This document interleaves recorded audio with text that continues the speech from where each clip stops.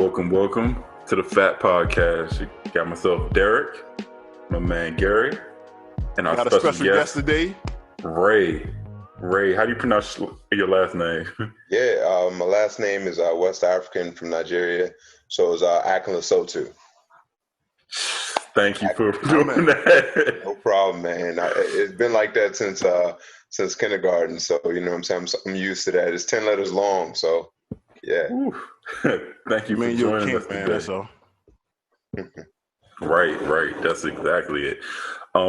So Ray, my experience with you, or me knowing you, I've seen you train at Ritchie Station for I think as long as I've been there. I never knew who you were exactly, but then I linked up with a friend of yours, friend of mine, and we were training, and that's how I was introduced to you and learned a lot about your background through word of mouth. You're a pro, so you did that. You left from your 9-to-5 to become a trainer full time, and then I see you in the morning. I've seen you on days off when I'm there in the afternoon. I see you in the evening. I'm like, this man's out here getting it. He's putting in work, got clients nonstop, doing a great job. I want to just have you on the podcast to kind of detail, the balance of, competing, being a trainer, competing in the 9-to-5 and holding the family down, because you are a very impressive man on the outside. So let's learn a little bit more about you on that side. Yeah. So it's definitely, a few things that I have to juggle. I would say that it's not easy being a full-time personal trainer and then also trying to compete at the same time, just to, address that. That's like, because, being a trainer, you have to really be all in, it usually, most people would think that, when you get into the training business that, once you train people at the gym, you give them their hour session, quality session, good intensity, and things like that, and send them home, that it would be over with. But honestly, the behind the scenes work for the personal trainer is actually really where everything lies. You know what I mean? The things that you, like check-ins, reminders, the accountability text messages, like, hey, did you walk a mile a day? Did you drink your water? Things like that. Those are like, I think that if a trainer is really good at that, can probably, I think that they will be very successful, because that's really where everything is at. To train somebody in the gym, honestly, a lot of clients, even though they say they couldn't do it, you can go in the gym and look up a workout and go in the gym and do it. You may not do it with the same intensity, or the form may be off and everything, but at least you're active. I think being active is the most important part. But once everybody gets home, it's like everything falls apart, man. You ain't lying. So my man Gary here is a trainer as well. He's been training, his career. And I'm just getting into it. Yeah. So everything that you said, I'm experiencing firsthand, like in the past year. And I'm like, I thought it would be easier than this. I thought it was just like, let me show you how to lift. Let me, write you up a diet, and then we're all good. Good. How long you been training full time?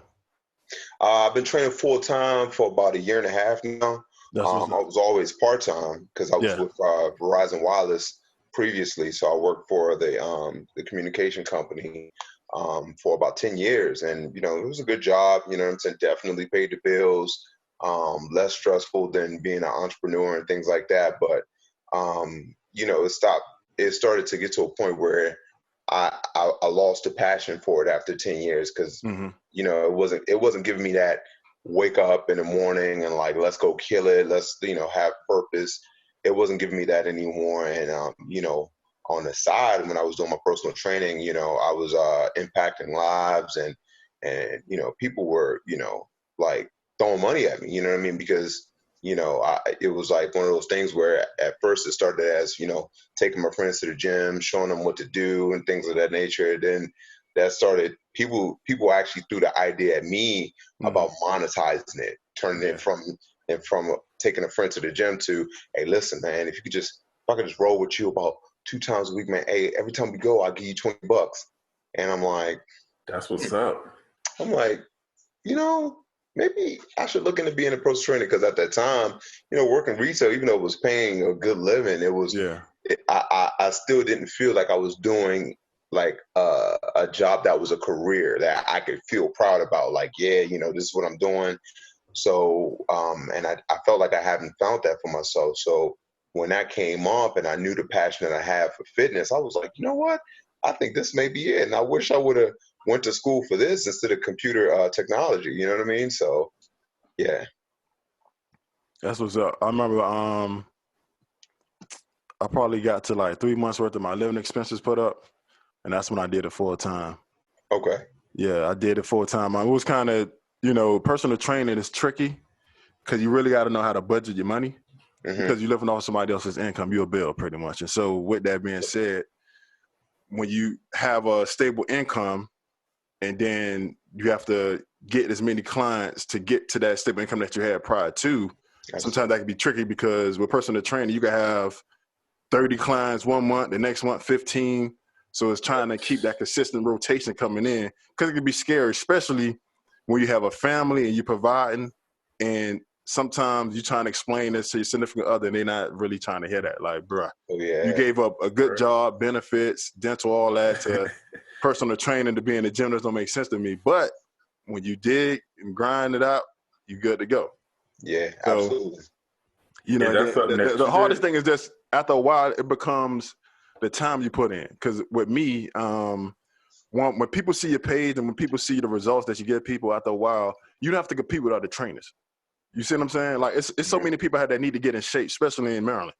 So with that being said, whatever audience you cater to, everybody got an audience that they cater to. Whatever audience you identify who you cater to, then you get to go from there, because those people are going to bring more people to you based on your service and what it is that you're doing and helping them out and impacting their life.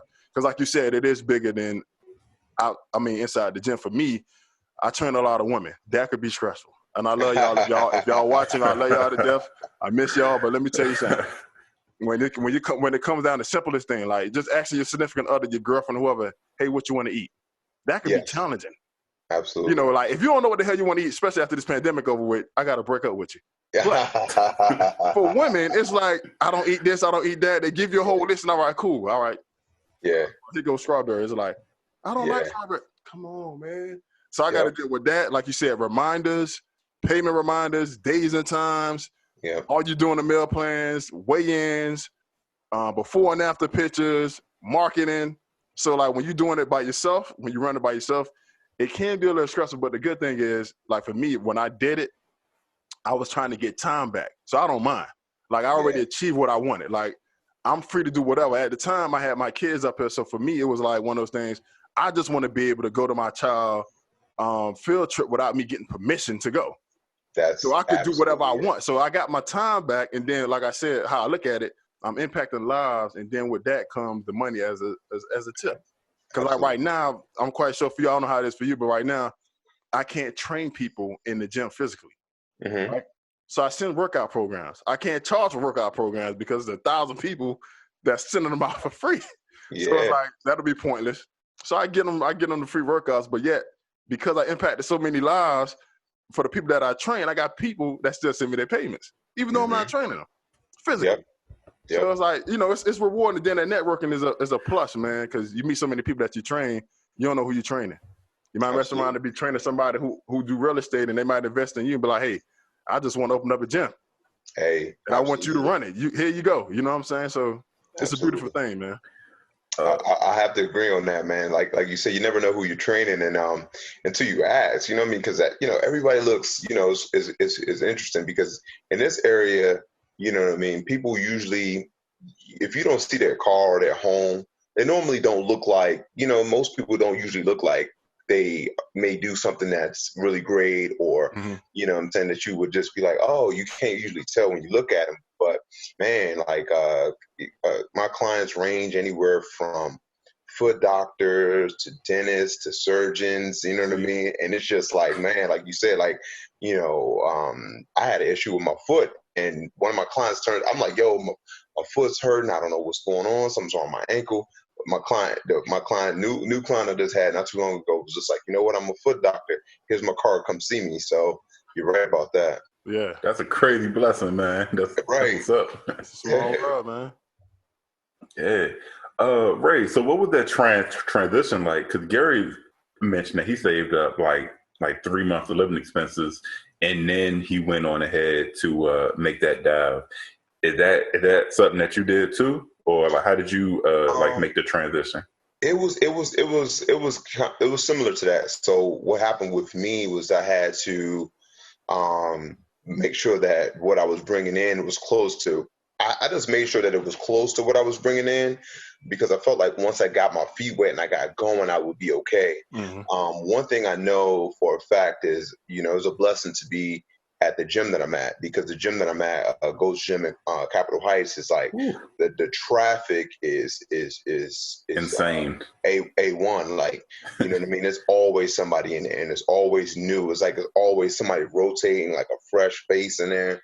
So it's unlike any other gym that I've ever trained at before, because most of the other gyms I've trained at, like, that was the community. Whatever the 30, 50 people you seen during the time that you came was what you saw on a regular basis. But at Capitol Heights, it's like you'll see a new guy, new woman every day. It's no day you don't see anybody new. So it's kind of like always something new.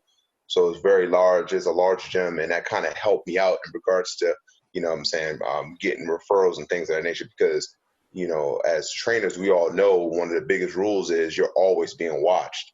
So, if you're in there and you're training your clients, you look professional, you got your shirt on, you look clean, you look like you're treating your clients with respect, you know what I'm saying? People will always approach you. I think that's just like one of the biggest things that a trainer can do if they're looking to get into the industry, is just make sure that you are conducting yourself like someone's watching at all times, and it'll help you out big time. Right. That's actually true in the corporate world too. I'm finding out. But being a Richie Station, so Richie Station is huge. You definitely get new people in there like on a weekly basis, almost on a daily basis. Mm-hmm. But there's also, I think I was speaking with the manager there, I think it's like 50 some odd independent personal trainers there, plus the Compel Fitness group. Yeah. Like how did you feel? Oh, well, how did you feel, making that transition, knowing there's so many people there, and then Compel too, because they get priority? I'm glad I didn't know, to be honest with you, because, you know what I'm saying, I think that kind of would have like, worried me a little bit, but I didn't know, you know what I mean? One thing I did know was that, or an advantage that I had, was that I had been training at that gym for a while. And then also I was training at that gym even back when it was over there in the original location, which is over there by the old USA Arena or Cap Center. Yeah. So I was training, I was always working out there. So I kind of knew a lot of the people there. And then, what kind of helped me out a lot too was the fact that, like the network that I already had built and things of that nature, people already kind of knew my work ethic through me competing and things of that nature. So they already knew what I was about, the focus that I have when it comes to fitness. And it really helped out a lot. So, when it came to, getting in there and kind of making myself known, I was already known because of the fact that I was IFBB pro. So that helped out a lot. Mm-hmm. And, the reason why I said that I have like an issue with how many trainers it is in there is because sometimes it does become a hindrance to like the other clients that are in there, to be honest with you. Like, yeah, I look at it and, me and you, we're in there, we're just trying to make our money. And the way that we sometimes have to, take over equipment or use multiple sets of dumbbells because you know what your workout program is. So like, hey, listen, in my head, we're about to do a drop set. So we're about to go down from 20-pound dumbbells down to 5-pound dumbbells. So we need all of these. And you take them over and, you remember First you got to find them. First you got to find them, exactly, because another trainer's already been thinking about what I'm thinking about, you know what I mean? And they already then took their 5 sets. So among their 5 sets is something that I may need. So, I think it's tough. You know what I'm saying? Especially like you said, we got like like you said, over 20 like independent people walking around there at a time. It's sometimes I feel like in the gym, there's more trainers in there than there is clients, to be honest with you. Mm. I spoke with the GM of that one back in late February because I was trying to, get official there and be legit. And he was saying, it's definitely, I think I thought he said 60, but then I heard him again and he was like, it's definitely 50 independent trainers there in some form or fashion. So it's crazy competition. So that's good for him. Because you got 50 people paying what to be $700 a month, $8,000 or $1,000 a month. No, y'all paying the whole gym. Y'all paying for the gym monthly. Absolutely. Yes. So if I'm the owner, I ain't even tripping. Go ahead. Because that means all the clients that pay monthly, that's pocket money. That's mine. Right. Easy. 50 people? Easy. But then another crazy, thing too, man, and we all up in it, and man, it's crazy, man. It's crazy. I think the only thing that all of our clients have to still sign up for monthly payment. For monthly.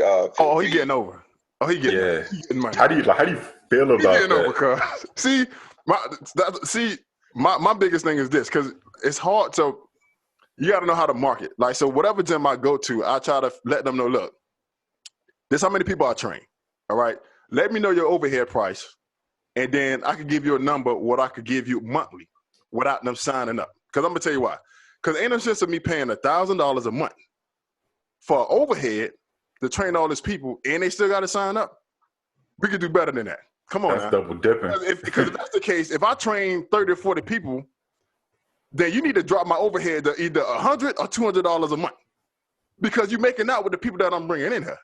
I'm bringing you residual income because they got to sign up. You got to come out of their account. Like, come on, bro. Like, y'all killing me right now. That's how they try to get over. And if they don't do that, then it's the 60-40 split and all that. Look, bruh, we ain't doing that. Come on, we got to talk numbers. We got to talk business now. Come on now. Y'all tripping. But that's how they get over, though. That's how they try to get over on you. Good point. It's rough.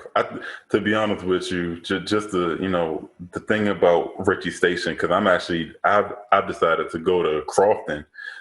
It's closer to me anyway, but the thing about Richie Station is it's so many people there. It's hard for me to give like my clients a good workout, like in a good like training, because I'm competing with the other trainers and the other clients, and it might be 400, 500 people there at a time, or at least it feel like it. It's people everywhere.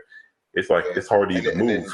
The thing about it is the reason why I understand exactly what you're saying, because you're usually there when I'm there during prime time. And prime time at this gym is between like 4 and 8 or 4 and 9, and I'm trying to tell you, like, whatever the livest club you ever been to, that's the way it is at Capitol Heights Gold's Gym for sure. Club Golds, which the owner already understand that his gym bring a lot of people, so that's probably why he don't even care for real. But it's crazy you said that, because I remember I experienced that somewhat at Exile, even though it wasn't a lot of trainers. There was a lot of, the space was so small. So having like 4 or 5 trainers with a lot of trainers in there. And it can be rough when you especially got a crowd, that comes in, that first wave, transition into that second wave. Like I would be in there like 4 o'clock. I'll probably start off 3:30, and then from there to like 8:39 is just real packing. It's crazy. And even if you try to use wisdom to move around and shift, it's like, it's a problem because there's so many people in there. Because now this person might be taking forever talking on a piece of equipment that you're trying to use. And you're like, hey, how many more sets you got left? All right, well, now I got to find something else to use now. You know what I'm saying? It just be too much. But I'm curious, because there's so many trainers, do y'all find yourselves in a situation where as though people train a hard, like somebody might be training with Derrick, for an example, and like, you know what? This guy, IFBB Pro, I want to train with him. Let me see if I can train with him. Because for me, that used to cause problems for me. And it still do for people. Like, I'm at a whole nother gym, and it caused problems with me because there are trainers who I never met.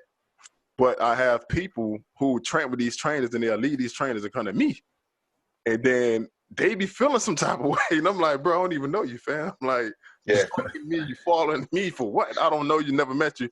It's crazy. So my to chime in on that, my thing is that you know, what I've realized being in this business is that that's always going to happen to any trainer. I don't care how good that trainer is. It's trainers at Gold's Gym Capitol Heights that I respect highly, that I think that are super talented. And you would think like, man, nobody ever leave that person, but people do it all the time. And it could be for numerous reasons. Maybe, you know, they don't like the way they are spoken to, or a reason that I think that is tough is sometimes, you know, in our industry, people don't like to really take responsibility of their work ethic. Oh yeah, that's number one. And you know, that could be on either side. You know what I mean? Sometimes, you know, whether it be the trainer or the client or whatever the case may be. So it's just like, you know, I'm not getting results. So, you know what I'm saying? Let me go over to this dude. Let's see, he getting results over there with his clients. But one thing that, you know, a trainer and a client must always understand is that nothing's ever going to work unless you work. You know what I mean? Yeah. That's the bottom line. So I done had people who I've gave numerous amount of meal plans and diets to, and they don't follow up. And they might train with somebody else, and then they start dying for the first time in their life, and it's like, I'm getting results. You could have had it, but you wasn't eating right. I can't do nothing. I tell people all the time, I can't control what goes in your mouth when you leave here. Yeah. Like, that's the hardest part of it for the most part. And then outside of that, the accountability is everybody want to train with whoever popping. Yeah. So if you pop in, and that's what I'm saying, because for you, what I know is with us, the people who compete, we already have somewhat of a name. In the sense of, if you keep competing, it helps out with people want to come to you, because that's bragging rights. So now all the women who you train could be like, oh, look at my trainer, look at him, he compete. What he do? I don't know, but he just look good. All right, cool. Now all our friend girls and all the bridal shower and all these people want to come to you now. Yeah. So now your name get out there some more and stuff like that. So it's crazy, but yeah. I think honestly, you know, in this industry, man, like it that's why, you know, when I see trainers who don't look the part, but yet are still pumping out results, I'm like, yo, you know what I'm saying? You must be great. Like, you must have the secret formula or something, because this industry is all about the way you look. You know what I'm saying? All about the way you look, the way you make your client look, how cool you make your client look. It even boils down to that. That's even important. You know what I'm saying? Like, do you make your client look cool while they're working out? Because they care about that. You know what I mean? Because that helps their image with their friends and their family. You gotta be a photographer. Like, that's why I've been. That's so crazy to me. Selfies, pictures for them. I be training. Like, I got a couple clients I be training, and I'm like, all right, you know, make sure, squats, Smith machine squats, you know, reverse lunge, Get all that. I like the way this is. Hey, you know what? Can you take my phone real quick? Can you record me? I'm like, can I record you? I'm like, all right, cool. I'll record. But hey, you know what's interesting? If they love it, that keeps them motivated, that keeps them coming, fine. You know what I'm saying? Like, that's all I really care about. I just love for my clients to be motivated and want to come in and have fun. And if that makes them feel good so they can come in and get their work, I'm good with that.